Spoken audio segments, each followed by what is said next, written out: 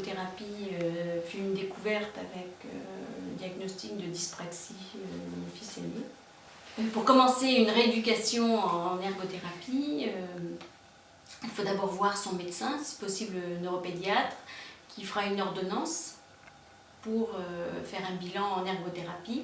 Mais malheureusement, l'ergothérapie n'est pas remboursée par la sécurité sociale et les parents doivent monter un dossier à la MDPH pour pouvoir obtenir une allocation, l'AEH, qui permettrait de financer les séances d'ergothérapie. Lors du diagnostic de dyspraxie, j'ai contacté à cette occasion l'association DMF, qui était déjà implantée en Gironde et qui m'a indiqué le cabinet de Pessac, qui d'ailleurs était un des seuls, même le seul en Gironde, à s'occuper d'enfants.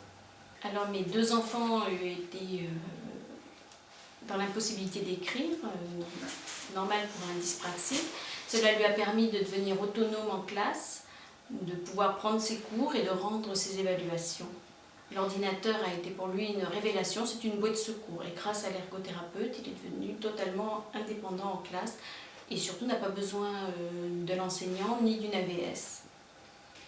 Alors je ne sais pas trop ce qui se passe pendant la séance. Tout ce que je sais, c'est que j'amène un enfant heureux, je récupère un enfant heureux et que surtout il progresse énormément sur l'ordinateur, en informatique, et qu'à la maison ils ont à cœur de continuer à travailler pour montrer à leur ergothérapeute comment ils ont progressé. Dès le départ, la relation entre l'ergothérapeute et mes enfants a été une relation de complicité, d'entraide.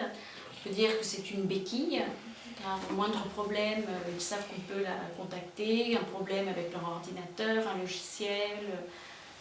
Il suffisait avant la séance soit d'envoyer un mail ou un SMS pour que la question soit réglée.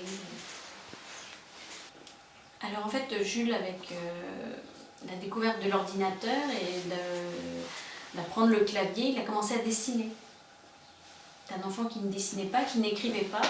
Et dès qu'il a commencé à écrire avec l'ordinateur, à taper sur l'ordinateur, il a commencé à dessiner. Il a passé l'été à dessiner tous les personnages d'Harry Potter.